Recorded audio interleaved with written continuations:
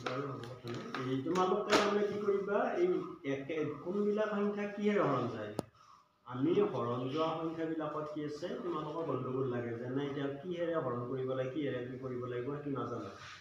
সেই আমি 2ৰে কোনবিলাক সংখ্যা হৰণ যায় 3ৰে কোনবিলাক সংখ্যা হৰণ যায় 4ৰে কোনবিলাক সংখ্যা হৰণ যায় সেই নিয়মটো কাম হ'ব তোমালোকে এই কৰিব পাৰিবা যেতি কি কিবা নোৱাৰা থাকিলে বা বুজি নাপালে সুধি লৈ যাবা হ'ব এতিয়া আমাৰ কি আছে ধৰা 2ৰে কোনবিলাক সংখ্যা হৰণ যাব যদি আমি কোনো এটা সংখ্যা ধৰ 46 ইয়াৰ এককৰ ঘৰৰ সংখ্যাটো কোনটো এই সংখ্যাটো অৰ্থাৎ এককৰ ঘৰৰ সংখ্যাটো যদি 0 থাকে 2 থাকে 4 থাকে 6 থাকে 8 থাকে এইকেইটা সংখ্যা যদি এককৰ ঘৰত থাকে তেতিয়া সেই সংখ্যাটো কিহেৰে হৰণ যায় 2ৰে হৰণ যায় যেনে এতিয়া 46 ক 2ৰে হৰণ যাব 35 ক 2ৰে হৰণ যাব নাযায় যাব নাযায় 35 ক 2ৰে হৰণ নাযায় কিয় নাযায় ইয়াৰ এককৰ ঘৰত কি আছে 5 আছে একৰ ঘৰত কি থাকিব লাগিব 0 থাকিব 2 থাকিব 4 থাকিব 6 থাকিব 8 থাকিব লাগিব ক্লিয়াৰ এখিনি এবাৰ 3ৰে কোনবিলাক সংখ্যা হৰণ যাব ধৰা 3ৰে সংখ্যা এটা হৰণ যাব লাগিলে আমি চাব লাগিব ধৰা 4 6 ধৰা 1 এই সংখ্যাটো আমি 3ৰে হৰণ যায় নে নাযায় কেনেকৈ জানিম প্ৰথমতে তোমালোকে চাবা এই সংখ্যাটোত 4 6 1 আছে 4 + 6 + 1 ইকুৱেল টু কিমান 6 4 10 10 11 11 সংখ্যাটো 3ৰে হৰণ যায় নেকি নাযায় তেতিয়া হলে 4 6 1 সংখ্যাটো কিহেৰে হৰণ নাযায় 3ৰে হৰণ নাযায় যদি এটো আমাৰ ঠিক থাকিলেতেন 2 তেতিয়া হলে আমি এটো কি কৰিলো হয় 2 কৰিলো তেতিয়া কিমান 6 4 10 10 কিমান হৈ গল 12 হয়নে 12 ক আমাৰ কিহেৰে হৰণ যায় 3ৰে হৰণ যায় তেতিয়া হলে 4 6 2 সংখ্যাটো কিহেৰে হৰণ যাব 3ৰে হৰণ যাব ক্লিয়াৰ তাৰ পিছত আহিল আমাৰ 4ৰে হৰণ কোনবিলাক যায় 4ৰে হৰণ যদি 2ৰে হৰণ যায় তেতিয়া হলে 4ৰে সেই সংখ্যাটো হৰণ যাবও পাৰে নাযাবও পাৰে এতিয়া যদি প্ৰকৃততে যাব লাগে 4ৰে হৰণ যোৱা সংখ্যাবিলাক হ'ব লাগিলে যেনে এতিয়া 4 6 2 এই সংখ্যাটো 4ৰে যাবও পাৰে নাযাবও পাৰে কিন্তু যদি ইয়াত এককৰ ঘৰত আৰু দশকৰ ঘৰত এই দুটা যদি শূন্য থাকে তেতিয়া হলে এই সংখ্যাটো কম্পালসৰি কি হৈ যাব 4ৰে হৰণ যাব হল নেক্সট আহিল 5ৰে কোনবিলাক সংখ্যা হৰণ যাব 5ৰে হৰণ যাব কোনবিলাক যদি এককৰ ঘৰত এটা ধৰণে 4 6 2 এই সংখ্যাটো 5ৰে হৰণ যায় নে নাযায় যদি 5ৰে হৰণ নাযায় তেতিয়া হলে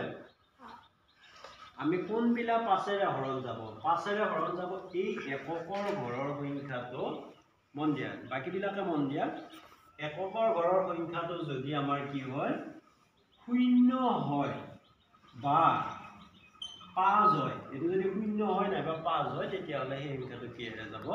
5ৰে হৰণ যাব এতিয়া 6ৰে কোনবিলাক সংখ্যা যাব 6ৰে কোনবিলাক সংখ্যা যাব আমি কেনেকা জানিম 6ৰে যোৱা হৰণবিলাক কেনেকা জানিম বুলি কৈছিলো মই মনত আছে 6ৰে কোনবিলাক যায় বুলি কৈছিলো নহয়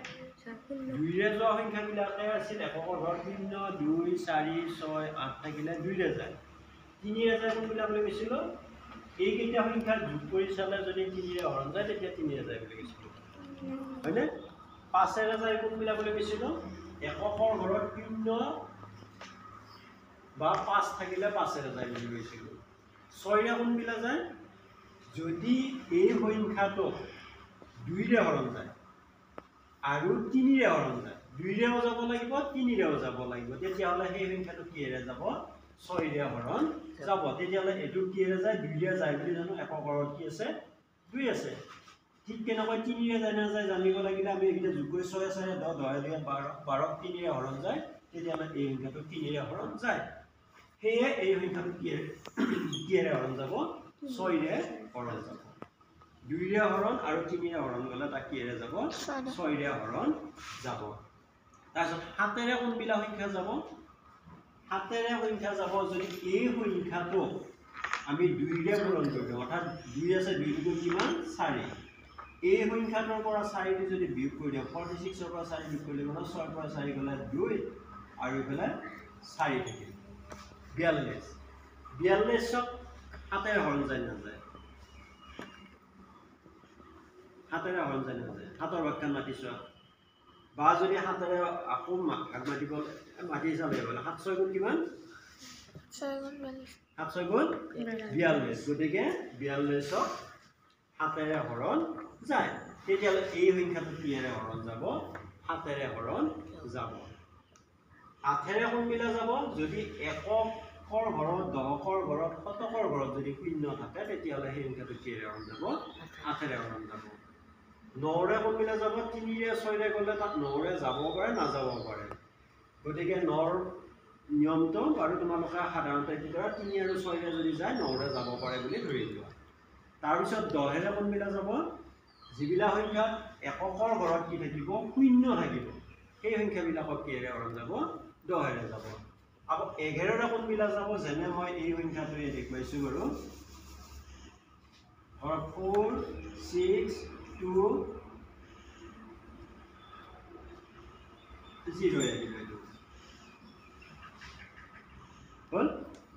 এই সংখ্যাটো এটা অল্টাৰনেটিভ সংখ্যা অৰ্থাৎ এইটোৱে যোগ কৰিব লাগে আৰু এইটোৱে যোগ কৰিব লাগে 4টোৱে কিমান 6 6 লগত 2 যোগ কৰিলে কিমান হ'ব 6 গতিকে এই হয় যেটো এটোৰ যোগফলৰ পৰা এটোৰ যোগফল বিয়োগ কৰি দিয়া বিয়োগ কৰিলে কিমান 6 পৰা 6 গলে কিমান 0 অৰ্থাৎ 0 ক 11ৰে হৰণ যায় তেতিয়ালে এই সংখ্যাটো কিহেৰে যাব পাৰে 11ৰে হৰণ যাব পাৰে আমি তাৰমানে অল্টাৰনেটিভ সংখ্যা যেনে 1 9 2 8 এই সংখ্যাটো আছে তেতিয়ালে এই সংখ্যা দুটা যোগ কৰি দিয়া আৰু এই সংখ্যা দুটা যোগ কৰি দিয়া 8 9 কিমান 17 2 1 কিমান 3 গতিকে 17ৰ পৰা 3 কি কৰি দিয়া বিয়োগ কৰি দিয়া 7ৰ পৰা 3 গলে কিমান 7ৰ পৰা 3 গলে কিমান 7ৰ পৰা 3 গলে 4 আৰু ইফালে থাকিল 1 গতিকে 14 থাকিল 14 11ৰে যাব নেকি 14 11ৰে যাব নে নাযায় তেতিয়া হলে এই সংখ্যাটো 11ৰে নাযায় যদি এটো বিয়োগ কৰোতে তোমাৰ 11 ওলালে দেন তেতিয়া 11 11ৰে হৰণ যায় তেতিয়া তোমাৰ এই সংখ্যাটো 11ৰে হৰণ গলে দেন মই এনেকৈ তোমালোকক 11 লৈ দিলো ইয়াৰ পিছত আৰু 12 13 14 এইবিলাক কেৰে হৰণ যায় ইয়াৰ পিছত দিম গতিকে এইখিনি মই কি কৰিছো ক্লাছটো সামৰণি